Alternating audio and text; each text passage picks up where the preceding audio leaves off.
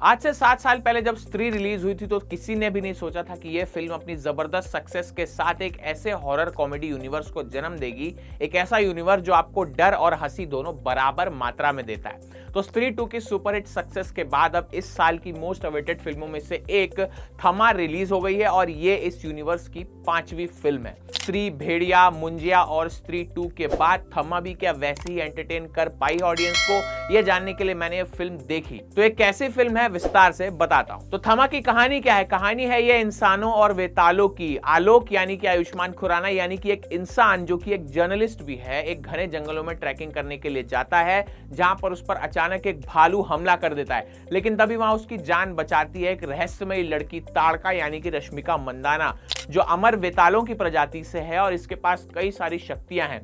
ये लोग कभी इंसानों का खून पीकर जिंदा रहते थे, लेकिन अब उन्होंने इंसानी दुनिया से दूरी बना ली है और इन बेतालों का जो सरदार है यक्षासन यानी कि नवाजुद्दीन सिद्दीकी, वो इस नियम के खिलाफ था, इसलिए उसे 100 साल के लिए एक गुफा में बंद कर दिया गया। अब इस घटना के बाद आलोक और ताड़का के बीच में प्यार और रोमांस पनपता है, लेकिन ताड़का जानती है कि वो इंसानी दुनिया का हिस्सा चाहकर भी नहीं बन सकती। इसलिए जब वो आलोक से दूर जाने की कोशिश करती है तो आलोक का एक्सीडेंट हो जाता है और उसको बचाने के लिए ताड़का उसका खून पी लेती है जिससे आलोक जिंदा रह पाए। अब आलोक भी उसी वजह से वेताल बन जाता है। अब नियम तोड़ने की सजा मिलती है ताड़का को और उसको कैद कर लिया जाता है और नवाजुद्दीन सिद्दीकी यानी यक्षासन जो है वो आजाद हो जाते हैं। अब दूसरे यूनिवर्स के जो हैं योद्धा यानी कि भेड़िया यानी कि अपने वरुण धवन, वो आलोक के खून के प्यासे हैं क्योंकि आलोक के भीतर अब थमा का खून बह रहा है। थमा के खून से सर्वशक्तिमान बन जाता है भेड़िया, ऐसा बोला जाता है।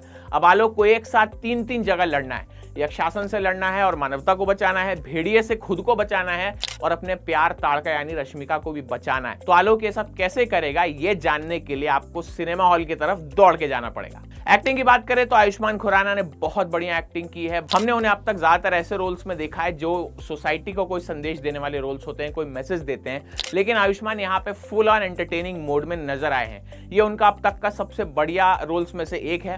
रश्मिका मंदाना का काम भी काफी अच्छा है, वो बेताल के किरदार में है और उनके लिए कुछ अलग करने का मौका था जिसपे खरी उतरी है। ट्रेलर आने के बाद लोग पूछ भी रहे थे कि रश्मिका ने इस फिल्म में इस तरह के एक्सपोजिंग कपड़े क्यों पहने हैं, तो उसे फिल्म देखने पे पता चल जाएगा, अच्छे से जस्टिफाई हो जाएगा।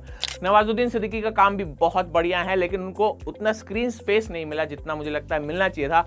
परेश रावल साहब की कॉमिक टाइमिंग हमेशा की तरह बहुत अच्छी है, लेकिन सबसे ज्यादा पंचायत वाले प्रहलाद चा यानी फैजल मलिक को देख के मजा आ गया।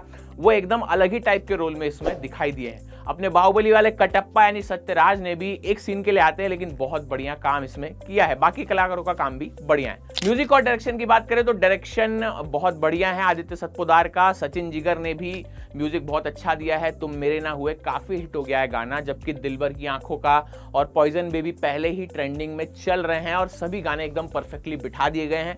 कोई भी गाना ऐसा लगता नहीं है कि जबरदस्ती ठूंस दिया गया हो, सब सिचुएशन के हिसाब से सेट है। तो ओवरऑल ये फिल्म कैसी है? ओवरऑल फिल्म की बात करें तो फर्स्ट हाफ इसका मुझे ठीक ठाक लगा, लेकिन इंटरवल जब हुआ तो मैं शॉक रह गया।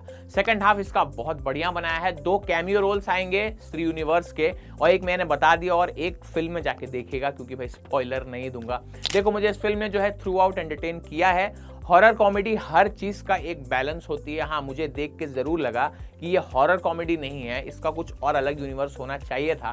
हालांकि मैडॉक वालों की यहाँ पे तारीफ करना चाहूंगा क्योंकि हर बार वो कुछ नया ट्राई करते हैं। इस फिल्म में भी उन्होंने कुछ नया ट्राई किया, इसलिए फिल्म मेरे हिसाब से बढ़िया बन गई है।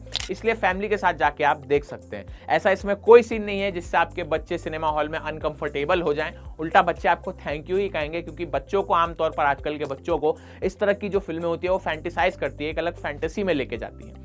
तो इसके अलावा इसका वीएफएक्स जो है उसमें थोड़ा और काम किया जा सकता था, थोड़ी बहुत कमियां हैं। तो देखिए, हर फिल्म कोई परफेक्ट फिल्म नहीं होती, ये भी कोई ऐसी मास्टरपीस फिल्म नहीं है, लेकिन अच्छी फिल्म बन गई है, इसलिए जा करके सिनेमा हॉल में जरूर देख सकते हैं। छुट्टियां जिनकी चल रही हैं वो जरूर से जाके देखिए, जिनकी छुट्टियां खत्म हो गई है टाइम निकाल के देखिए, लेकिन अच्छी फिल्म है, जरूर जाके देखिए। मेरी तरफ से इस फिल्म को 5 में से 4 स्टार्स।